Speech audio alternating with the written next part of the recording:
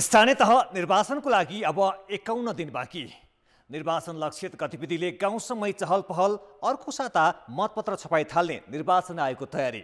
कान्तिपुर समाचारमा आज चुनावको लागि तालमेल खोजिरहेका दलहरूको नियत सहकारी हो वा पराजयको भय, यस सम्बन्धी सामग्रीसँगै आज हामीसँग हुनेछ बिजुली आयात महँगिँदा उद्योगहरूमा प्राधिकरणले गरेको विद्युत कटौती, राष्ट्रिय फुटबल लिग नगराउने एन्फाको मनस्थिति र अन्ततः नेपाल सुपर लिग चैत 25बाट हुने सम्बन्धी समाचार। अनि रुसले युक्रेनमा प्रयोग गर्न सक्ने भनिएको रासायनिक हतियार के हो, अन्तर्राष्ट्रिय ब्युरोको रिपोर्ट पनि।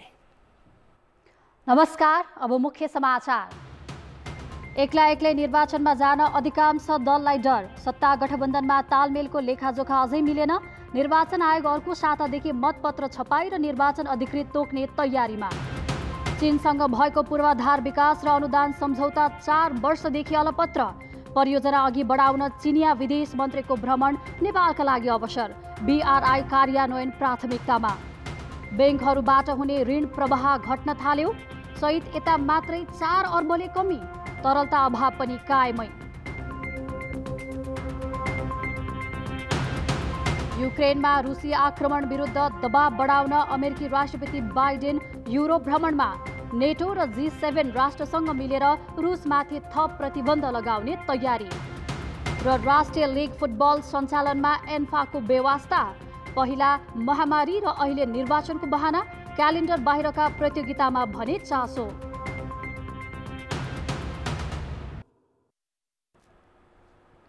स्थानीय तह निर्वाचनको मिति नजिकै गर्दा चुनावी तालमेल हुन्छ कि हुन्न? दलहरू एक्लै मैदानमा जान नखोज्नुको कारण पराजयको डर कि सहकार्यको राजनीति? प्रमुख नेताहरूले आफ्नो पक्षमा जनमत रहेको दावी गरे पनि निर्वाचन रणनीति बनाइरहँदा भने गठबन्धनलाई प्राथमिकतामा राखेर सहकार्यको हिसाब किताब गरिरहेका छन्। आखिर गठबन्धन कुन दलको र केका लागि हो त?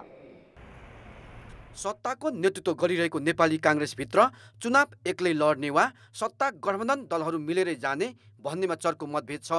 अहिलेको स्थानीय तहमा मात्रै होइन, त्यसपछि हुने प्रदेश सभा र प्रतिनिधि सभा निर्वाचनमा पनि पहिलो पार्टी बनेर गठबन्धनका सहयात्री दलसँग मिल्ने र फेरि पनि सरकारको अगुवाई गर्ने पक्षमा काङ्ग्रेसको संस्थापन धार छ। आफूले सहकार्य नगरे वामपन्थीहरू मिल्न सक्ने भए काङ्ग्रेसमा छ, त्यसैले पनि ऊ गठबन्धन छोडिहाल्ने पक्षमा देखिँदैन। नेपाली काङ्ग्रेस ठुलो राजनीतिक दल हुन, बहुमत ल्याउन गठबन्धन आवश्यक देखिरहेको छ।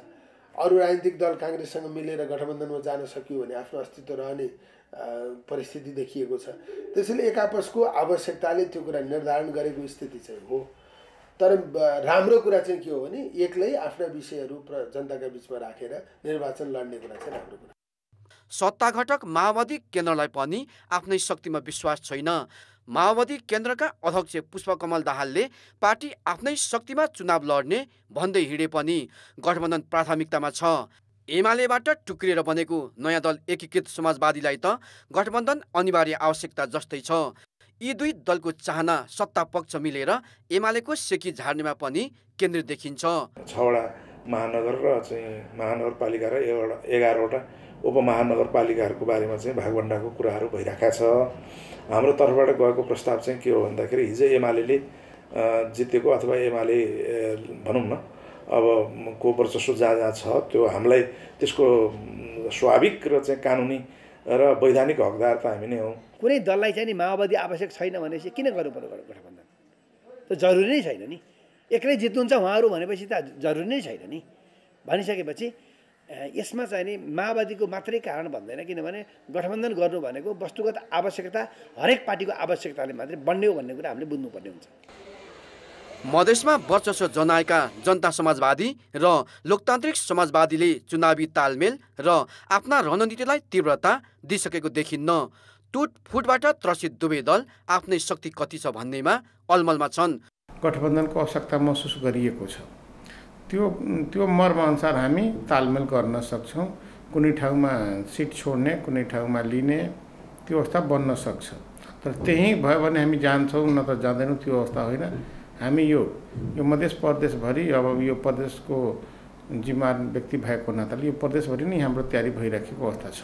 प्रमुख प्रतिपक्ष नेकपा एमाले अहिलेसम्मको संसदीय अङ्क गणितमा पहिलो दल हो।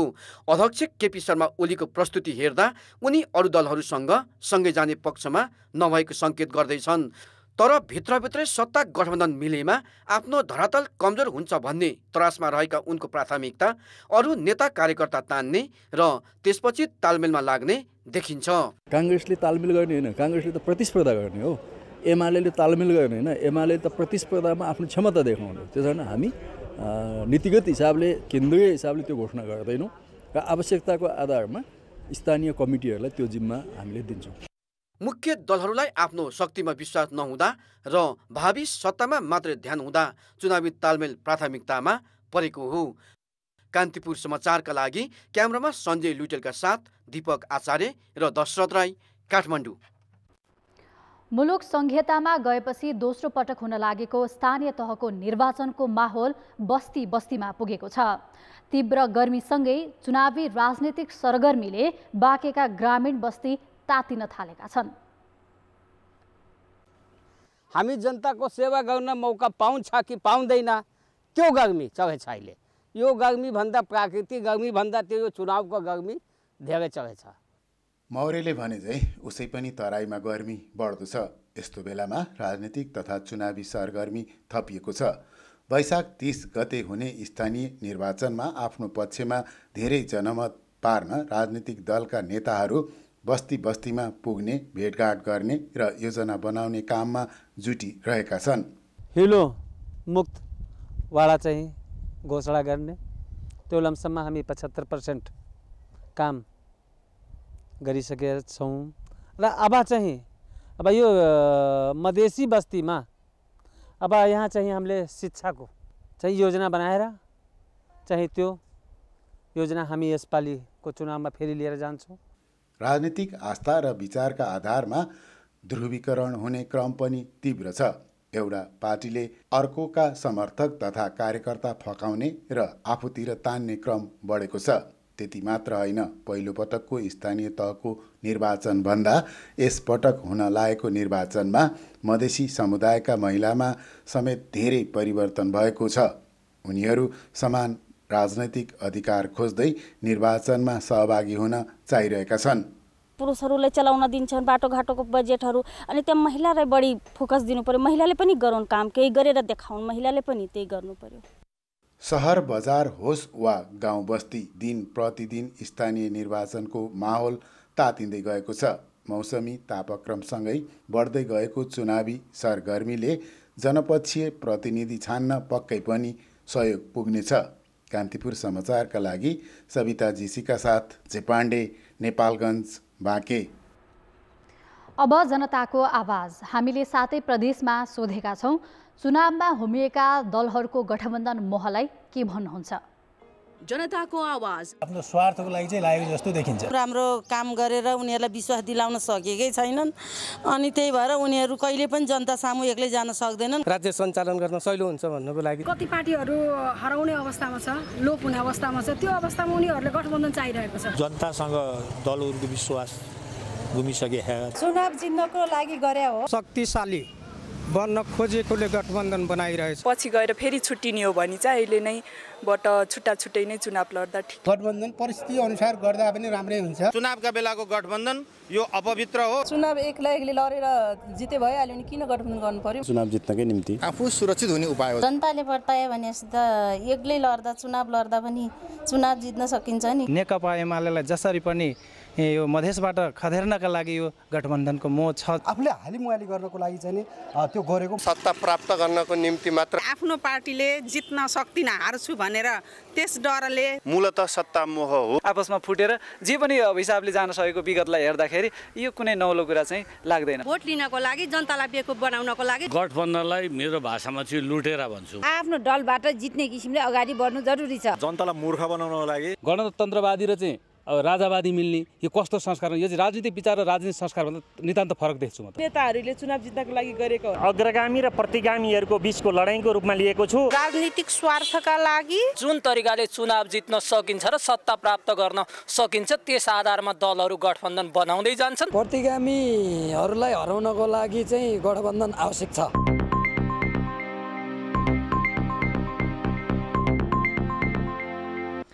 स्थानीय तहको निर्वाचन आउन 51 दिन मात्र बाँकी छ। निर्वाचन आयोगदेखि राजनैतिक दलहरूसम्मलाई भ्याइ नभ्याइ छ।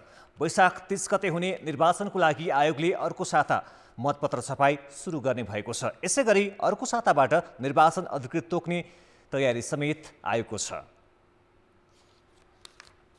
स्थानीय तह निर्वाचनका लागि निर्वाचन आयोगले चैत 16 गतेदेखि मतपत्र छाप्न सुरु गर्ने भएको छ। मतपत्र छाप्न चाहिने कागज खरिदको टेन्डर आह्वान भइसकेकाले त्यसअघि नै सबै कागजात प्राप्त हुने निश्चित भएको छ। आयोगले मतपत्र छाप्ने जिम्मा जनक शिक्षा सामग्री केन्द्रलाई दिएको छ। निर्वाचनको लागि आवश्यक अन्य 57 प्रकारका सामग्री पनि चैतको तेस्रो साताबाट प्राप्त हुने आयोगले जनाएको छ। जिल्लामै उपलब्ध हुने 15 प्रकारका सामग्री भने सम्बन्धित जिल्ला निर्वाचन कार्यालयले खरिद गर्नेछन्। 13-14 गतेसम्म सबै कागज आइसक्छ र त्यसपछि मतपत्रको छपाई कार्य सुरु हुन्छ। कागज प्राप्त भएपछि वैशाखको 10-11 गते 12 गतेसम्मको मतपत्रको छपाई कार्य हामीले त्यसमा सम्पन्न गर्छौँ। आयोगले बुधबारदेखि 7 प्रदेशमा आचार संहिता अभिमुखीकरण कार्यक्रम सुरु गरेको छ। 15 गतेदेखि 753 वटै स्थानीय तहमा निर्वाचन अधिकृत खटाउने तयारी आयोगको छ। सबै मतदाता नामावली अद्यावधि गरिसकेको आयोगले यही 13 गते अन्तिम मतदाता नामावली प्रकाशित गर्ने भएको छ। सामग्री आएपछि सामग्रीहरू रुजु गर्ने र तिनीहरूलाई जिल्ला अनुसार प्याकेजिङ गर्ने चाहिँ महत्त्वपूर्ण काम छ। प्याकेजिङ रुजु गर्ने, प्याकेजिङ गर्ने र ढुवानी गरेर 77 जिल्लामा पुर्याउने काम, त्यो चाहिँ मेजर काम आयोगको त्यो बाँकी छ। अरू कामहरू सबै पाइपलाइनमा छन् र कार्यतालिका बमोजिम आयोगले काम गरिराखेको छ। स्थानीय निर्वाचनमा 79 दलले भाग लिनेछन्। निर्वाचन आचार संहिता तयारी अवस्थामा राखेको आयोगले 2 सातापछि लागू गर्ने तयारी गरेको छ। स्थानीय निर्वाचन आचार संहिता र उम्मेदवारले गर्ने खर्चमा यसपटक कडाई गर्ने आयोगले जनाएको छ। कान्तिपुर समाचारका लागि क्यामेरामा विकास जोशीका साथ पर्वतराज घिमिरे, काठमाडौँ। नेकपा एमाले स्थानीय तहको निर्वाचनमा एक्लै प्रतिस्पर्धा गर्ने तयारी गरेको छ। आजदेखि जारी केन्द्रीय कमिटी बैठकमा पेश भएको प्रदेश कमिटीको सुझावमा एक्लै निर्वाचनमा जाँदा धेरै स्थानीय तहमा जित्न सकिने उल्लेख छ। त्यही सुझावका आधारमा चुनावी रणनीति बनाइरहेको एमाले तालमेल गर्ने पर्ने केही तह भएमा निर्णयको जिम्मा पार्टीको स्थानीय कमिटीलाई नै दिने तयारी गरेको छ। यो स्थानीय तहको निर्वाचनमा मूलभूत रूपमा एउटा आफ्नो घोषणापत्रमा आफ्नो चुनाव चिन्हमा नेकपा एमाले एक्लै निर्वाचन लड्छ।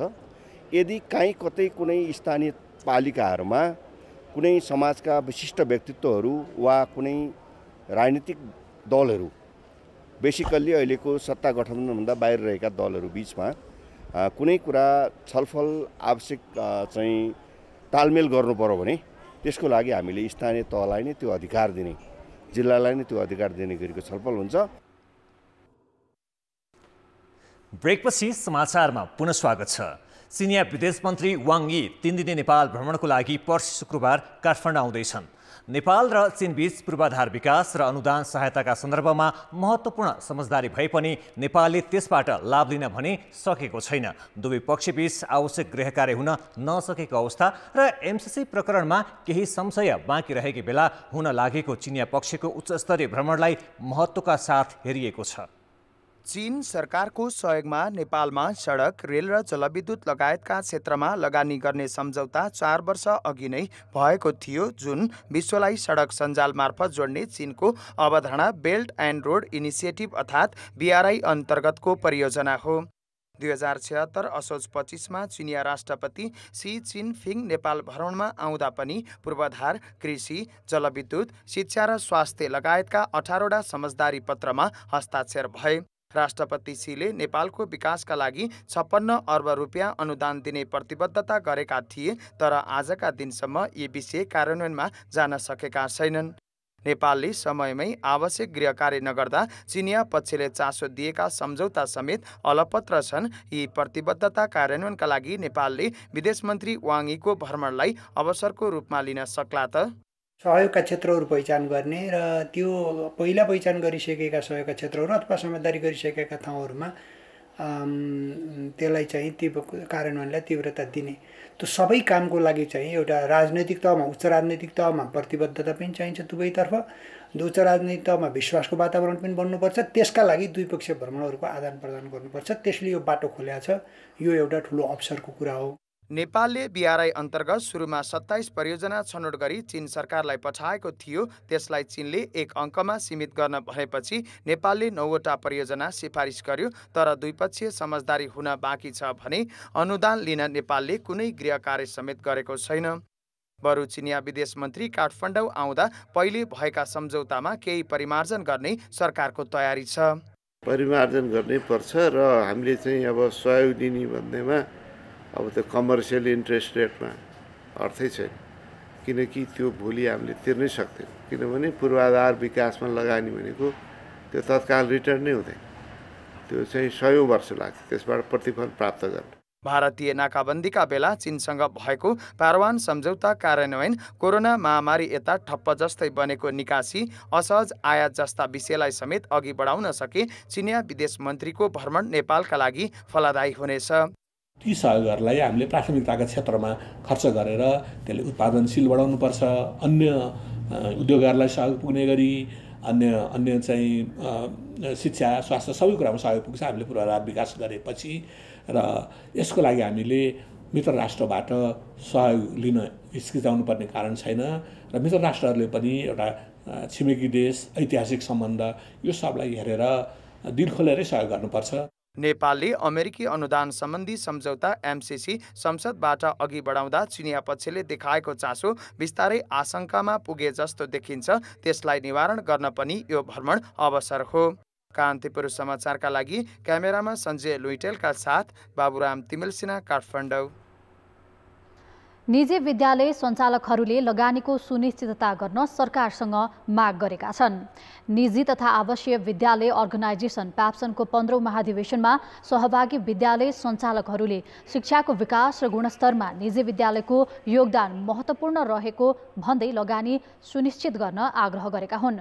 निजी शिक्षामा धेरै समस्या रहेको भन्दै उनीहरूले छात्रवृत्तिमा भइरहेको विभेद अन्त्य गर्न समेत माग गरेका छन्। अब निजी भन्नुको अर्थ त यो हाम्रो संस्थागत विद्यालय हो। हाम्रो आफ्नो लगानी भएको हुनाले मात्रै हामीले निजी भनेको, वास्तवमा शिक्षा सेवा नै हो। कसैले पनि लगानी त जोगी बन्नलाई त गर्दैन हैन। समाजमा राज्यको पनि दायित्व हो। यसो हुँदाहुँदै निजी क्षेत्रबाट लगानी भएको छ भने उनीहरूको लगानीको सुनिश्चितता सरकारको तर्फबाट वा नीतिगत रूपमा यो गरिनुपर्छ। शिक्षा मन्त्री देवेन्द्र पौडेलले शिक्षामा देखिएको नीतिगत समस्या हल गर्न सरकारले सङ्घीय शिक्षा ऐन ल्याउन लागेको जानकारी दिए। र यो शिक्षालाई हामी सेवामूलक राष्ट्र निर्माण गर्ने, समृद्धि निर्माण गर्ने, सक्षम नेपाली निर्माण गर्ने एउटा अभियानको रूपमा शिक्षालाई हामीले प्रयोग गर्न सक्यौँ, शिक्षालाई सुधार गर्न सक्यौँ भनेदेखि देशका अरू क्षेत्रहरू स्वतः सुध्रिन्छ। प्याप्सनको अध्यक्षमा DK ढुङ्गाना सर्वसम्मत चयन भएका छन्। भोलिसम्म चल्ने महाधिवेशनले बाँकी पदाधिकारी र सदस्यहरू निर्वाचित गर्नेछ। अर्थ र विकास निर्माणले गति नलिँदा बजारमा पुनः तरलता अभाव देखिएको छ। केही समय यता बैंकहरूबाट कर्जा लिनै कठिन हुँदै आएकोमा चैतको पहिलो सातादेखि त कर्जा नै घटेको देखिन्छ।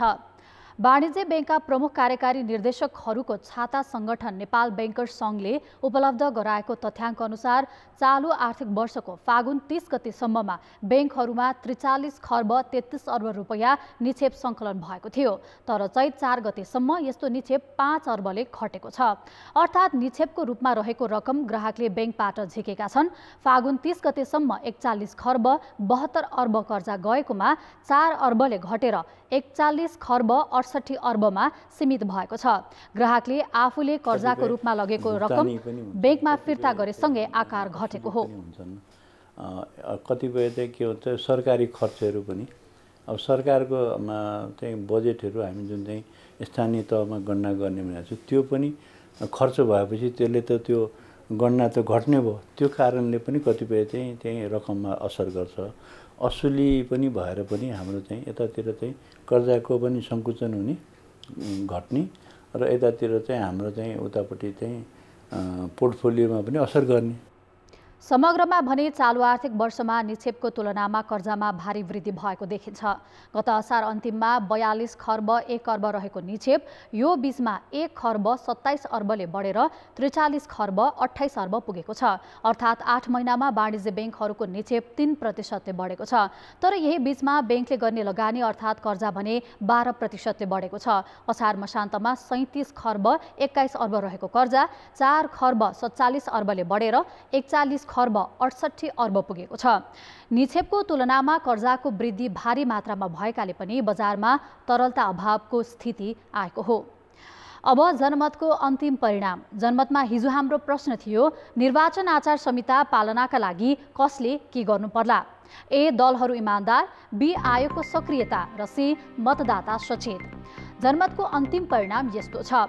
ए. दलहरूको इमान्दारमा 36%, बी. आयोगको सक्रियतामा 18% र सी. मतदाता सचेतमा 46% मत प्राप्त भएको छ। अब जनमतमा आजको प्रश्न। ब्याङ्कमा ऋणको माग किन घट्न थालेको होला?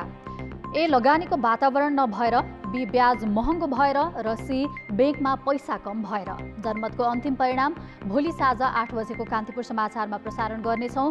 कृपया NEWS news space A, B वा C टाइप गरी 34001मा SMS गरी आफ्नो मत व्यक्त गर्नुहोला। रुस र युक्रेन बीचको युद्धका कारण कोइला आयातमा भएको समस्याले भारतीय बजारमा बिजुलीको भाउ महँगिएको छ। भारतको बिजुली बोल कबोल बजारमा नेपालले प्रस्ताव गरेको मूल्यमा बिजुली नपाइएपछि गैरातीदेखि आयात केही प्रभावित भएको छ, जसका कारण केही उद्योग धन्दामा विद्युत प्राधिकरणले बिजुली नै कटौती गरेको छ। कोइला आपूर्तिमा आएको गिरावटकै कारण भारत र चीनले ऊर्जा सङ्कट भोग्दै आएका छन्। वर्षातको समयमा खेर फाल्नुपर्ने स्थिति आएको नेपालमा अहिले भने भारतबाट बिजुली आयात गर्नुपर्ने स्थिति छ। भारतले आन्तरिक उत्पादन भएको कोइलाबाट उत्पादित बिजुली नेपालमा निर्यात गर्दैन। आयातित कोइलाबाट उत्पादित बिजुली मात्रै भारतबाट पाइने भएकाले त्यसको भाउ उच्च भएको हो। नेपालले भारतबाट दैनिक 500 मेगावाटसम्म बिजुली आयात गर्दै आएको छ। प्राधिकरणका अनुसार भारतीय बजारमा अहिले बिजुलीको भाउ प्रति युनिट 32 रुपैयाँसम्म पुगेको छ। नेपालले रातको समयमा आयोजनाहरूमा पानी भर्ने र त्यस बेला भारतबाट बिजुली ल्याएर उपलब्ध गराउँदै आएको थियो। तर गैरातीबाट आज राति 12 बजेसम्म आयात गर्ने बिजुली नेपालले प्रस्ताव गरेको भाउभन्दा महँगो भएपछि उद्योगमा लाइन कटौती गर्नुपर्ने स्थिति आएको हो। आज रातिबाट उच्च मूल्यमा भए पनि बिजुली खरिद गरेर आपूर्ति सहज गर्ने प्राधिकरणका प्रबन्ध निर्देशक कुलमान घिसिङले जानकारी दिए। खेलकुद समाचार। नमस्कार, कान्तिपुर खेलकुद समाचारमा स्वागत छ। नियमित क्यालेन्डरमा रहेको राष्ट्रिय लिगका लागि अखिल नेपाल फुटबल सङ्घ एन्फाले पटक पटक मिति घोषणा गर्यो। तर कहिले कोरोना महामारी बाधक बन्यो त कहिले केही क्लबले आर्थिक सङ्कट देखाउँदै नखेल्ने प्रस्ताव राख्दा एन्फा नै जिम्मेवारीबाट पन्छियो, जसका कारण अघिल्लो वर्ष नै हुनुपर्ने राष्ट्रिय लिग अब नगर्ने मनस्थितिमा एन्फा पुगेको छ। यति मात्र होइन, यो वर्ष लिगका शीर्ष 6 टिमलाई राष्ट्रिय लिग खेलाउने अवधारणाबाट समेत एन्फा पछि हट्यो। 2076 सालको शहीद स्मारक ए डिभिजन लिगका शीर्ष 6 क्लब र एन्फा प्रेसिडेन्ट लिगबाट छनौट भएका 4 टिमले राष्ट्रिय लिगमा स्थान बनाए। तर छनौट भएको लामो समय बितिसक्दा पनि लिग हुन सकेको छैन। अहिले आएर एन्फाले बजेट अभाव, आसन्न कार्य समिति निर्वाचन, नजिकिदो नेपाल सुपर लिग लगायत कारण देखाउँदै राष्ट्रिय लिग नै नहुने बताउन थालेको छ। अब मैले चाहिँ आफ्नो कार्यविधि बनाएर मैले कार्यसमिति दिएको छु, त्यसपछि कार्यसमिति छलफल चाहिँ भएको छैन होइन। अब कार्यसमिति एउटा पास गर्ने भनेर मैले दिएको हो, तर त्यसपछि कार्यसमिति पास भएपछि अहिले तपाईँको अहिले मैले राष्ट्रिय लिग हुने समानता मैले न्यूनै देखाएको छु मैले अहिले। अघिल्लो वर्षको चैतमा नेपालगञ्जमा भएको president कपबाट धनगढीको star city, लुम्बिनीको Dhambojhi, गण्डकीको Triveni र मध्य प्रदेशको मनोकामना युथ क्लबले राष्ट्रिय लिगका लागि स्थान बनाएका थिए। गत वर्षको A division league champion Machindra, Tribhuvan army, Manang Marsyangdi, 3 star, Nepal police र जावलाखेल युथ क्लबले पनि शीर्ष 6 मा रहँदै राष्ट्रिय लिगमा स्थान बनाएका थिए। तर क्लबहरूले पटक पटक आग्रह गर्दा पनि एन्फाले राष्ट्रिय लिग गराउन चासो दिएको छैन। एन्फामा हामीले बारम्बार होइन राष्ट्रिय लिग कहिले हुन्छ भनेर होइन, अहिले कोभिडको टाइममा अहिले हामीले गर्न सकेन होइन, अलि पर्छि गर्ने भनेर भन्यो होइन।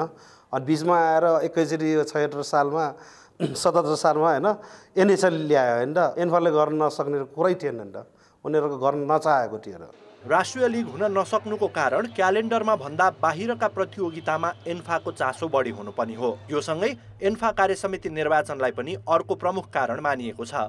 राष्ट्रिय लिगमा छनौट भएका प्रदेशका 4 टिमलाई एन्फा कार्यसमिति निर्वाचनमा मतदान गर्ने अधिकार दिइएको छ। त्यो भोटिङको लागि मात्र त यो तपाईँको नगरेको चाहिँ होइन होइन, किन अहिले तपाईँको चाहिँ त्यो राष्ट्रिय लिग खेल्दा पनि जिल्लाको लिग, प्रदेश लिग र एन्फा प्रेसिडेन्ट कप नभएको अवस्थामा त्यो 4 क्लबको भोटिङ चाहिँ कायम हुन्छ। त्यसले अलिकति अभाव चाहिँ के भने पैसाको पनि अभाव हो, बजेटको अभाव हो र एनएसएलसँगको अलिकति मिसअन्डरस्ट्यान्डिङ गर्दाखेरि तपाईँको यो राष्ट्रिय लिगलाई चाहिँ ओझेलमा पारेको छ। ए डिभिजन लिग र राष्ट्रिय लिग सँगै लैजाने एन्फाको प्रस्ताव योजनामा मात्रै समेटिएको छ।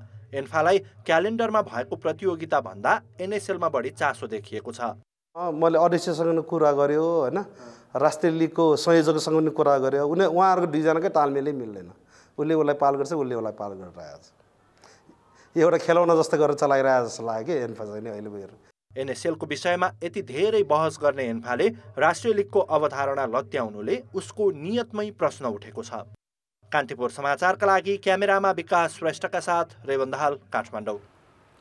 नेपाल सुपर लिग एनएसएल चैत 25 गतेबाट नै हुने भएको छ। अखिल नेपाल फुटबल सङ्घ एन्फाले एनएसएलको आयोजक नेपाल स्पोर्ट्स एन्ड इभेन्ट म्यानेजमेन्टलाई प्रतियोगिताको अनुमति पत्र पठाएको छ। एनएसएल आयोजकले चैत 25 देखि जेठ 1 गतेसम्म प्रतियोगिता आयोजनाको मिति घोषणा गरेको थियो। एनएसएल आयोजनाको समय माग गरेको र सोही समयावधिमा गर्न अनुमति दिएको एन्फाको पत्रमा उल्लेख छ। खेलाडी अनुबन्धनको विषयलाई लिएर एनएसएल र ए डिभिजन क्लब बीच विवाद भएको थियो। एनएसएलका निर्देशक श्रेयांश कार्की एन्फाबाट अनुमति पाएसँगै प्रतियोगिताको बाँकी तयारी अघि बढाउने बताएका छन्।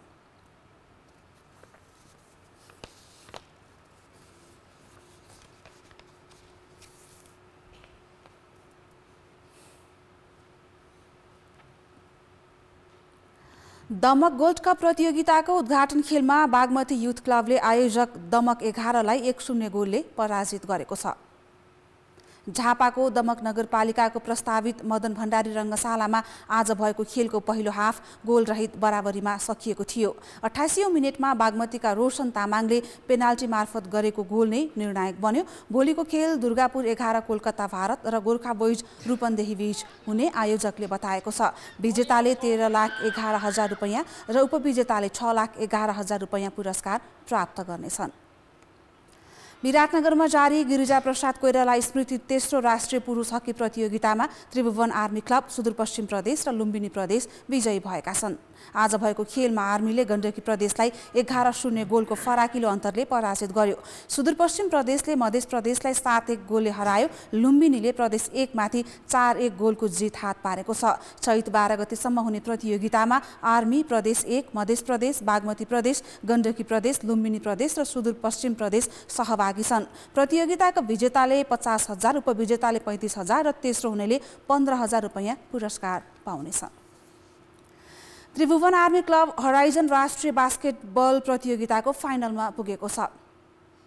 धरानमा आज भएको खेलको पहिलो सेमी फाइनलमा आर्मी काठमाडौँको रोयल्स बास्केटबल क्लबलाई 92-79 स्कोरले पराजित गर्दै उपाधि नजिक पुगेको हो। आर्मीले पहिलो क्वार्टर 30-32 ले हारेको थियो। दोस्रो क्वार्टरमा खेलमा फर्कदै आर्मीले 30-14 को जित निकाल्यो। तेस्रो क्वार्टर 26-14 ले आफ्नो पक्षमा पारेको आर्मी चौथोमा 15-19 ले पछि परे पनि नतिजामा असर गरेन। आर्मीका आयुष सिंहले सर्वाधिक 28 स्कोर गरे। उनी म्यान अफ द म्याच बनेका थिए। आर्मीले उपाधिका लागि विशाल मिलन केन्द्र काठमाडौँ र टाइम्स क्लब काठमाडौँ बीचको विजेतासँग खेल्नेछ। कैलालीमा जारी मुख्यमन्त्री कप राष्ट्रिय पुरुष भलिबल प्रतियोगितामा विभागीय टोली नेपाल पुलिस क्लब र त्रिभुवन आर्मी क्लब सेमी फाइनलमा प्रवेश गरेका छन्। धनगढीमा आज भएको पहिलो क्वार्टर फाइनलमा आर्मीले प्रदेश 1 लाई 3-0 को सोझो सेटमा पराजित गर्यो। आर्मीले 25-17, 25-21, 25-9 ले खेल जितेको हो। पुलिसले कर्णाली प्रदेशलाई 3-0 के सोझो सेटमा हरायो। पुलिसले 25-8, 25-9, 25-15 को जित हात पारेको थियो। यसअघि आज बिहान भएको खेलमा घरेलु टोली सुदूरपश्चिम प्रदेश बागमती प्रदेशलाई 4 सेटमा पराजित गर्दै क्वार्टर फाइनलमा पुगेको छ। खेल हारे पनि बागमती प्रदेश समूहको उपविजेताको रूपमा अन्तिम 8 मा पुग्न सफल भयो। गण्डकी प्रदेश कैलालीको धनगढीमा जारी मुख्यमन्त्री कप अन्डर-19 महिला राष्ट्रिय क्रिकेट प्रतियोगिताको फाइनलमा प्रवेश गरेको छ। आज भएको समूह चरणको आफ्नो अन्तिम खेलमा मध्य प्रदेशलाई 20 रनले पराजित गर्दै गण्डकी उपाधि नजिक पुगेको हो। फाप्ला क्रिकेट मैदानमा टस जितेर ब्याटिङ गरेको गण्डकीले निर्धारित 20 ओभरमा 8 विकेट गुमाएर 107 रन बनाएको थियो। ज्योत्सनिका मरासिनीले 34 बलमा 8 चौकाको मद्दतले 43 रनको योगदान गरिन्।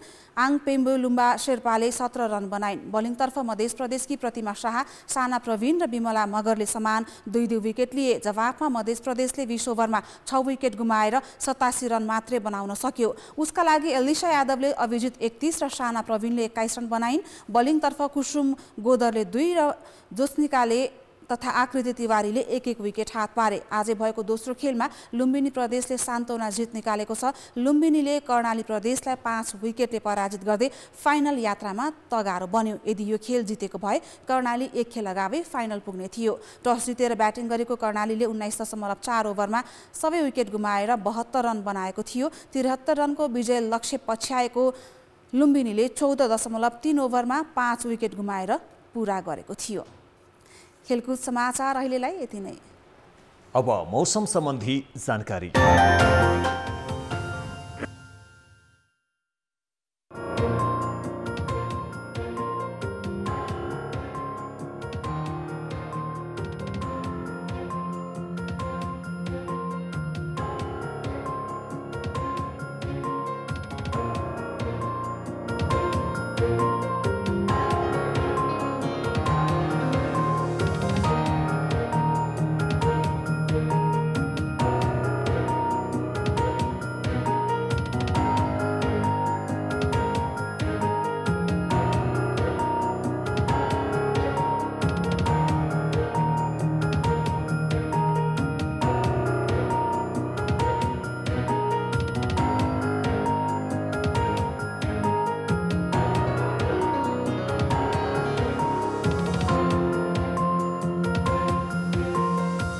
कान्तिपुर समाचार अहिलेलाई सकियो। कान्तिपुर टेलिभिजन हेर्दै गर्नुहोला। नमस्ते।